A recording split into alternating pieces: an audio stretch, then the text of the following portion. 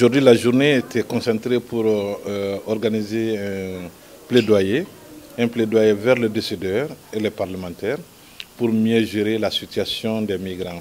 En général, si c'est en général, il s'agit des migrants de transit, des migrants de retour volontaires ou involontaires, ou les migrants établis dans les pays d'accueil.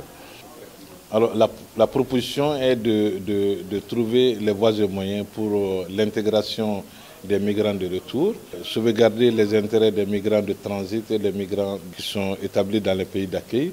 Mais l'objectif général, c'est quand même vraiment dire à l'État malien de prendre toutes les responsabilités pour quand même sauver les intérêts des immigrés.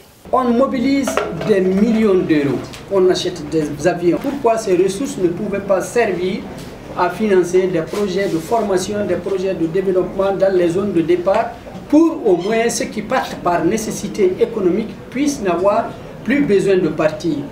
Et ça, on a plaidé ça auprès des partenaires, mais c'est leur argent. On n'a pas eu gain de cause, on n'a pas été écouté. Et l'argent, ils n'ont pas voulu le donner à la société civile malienne, ils n'ont pas voulu le donner au gouvernement malien. Ils disent qu'ils ne font confiance qu'à l'OIM, ils l'ont donné à l'OIM qui le gère avec d'autres partenaires. Avec quels partenaires? Le plus souvent avec des ONG européennes. C'est leur propre argent, ils donnent à leur propre ONG. Ce sont des ONG françaises, des ONG suisses, des ONG espagnoles, des ONG italiennes qui gèrent les fonds du fonds fiduciaire. Ce n'est pas le gouvernement malien, ce n'est pas l'État malien, ce n'est pas les organisations de la société civile malienne. Bon, les problèmes d'immigration maintenant est très délicat. Moi-même, j'ai fait des immigrés dans le temps. Mais je sais que ça ne va pas continuer dans la vie. Tout ce que moi je veux dire aux Maliens, on n'est qu'à faire attention, l'immigration.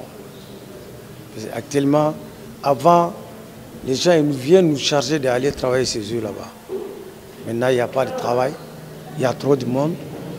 Donc, il y a beaucoup de problèmes d'immigration. Bon, notre sang qui sont en Algérie, en Libye, en Arabie Saoudite, ils sont partis pour immigrer, pour travailler. Si on sait qu'il n'y a pas de travail, maintenant, qu'est-ce qu'on va faire? On devrait retourner chez nous.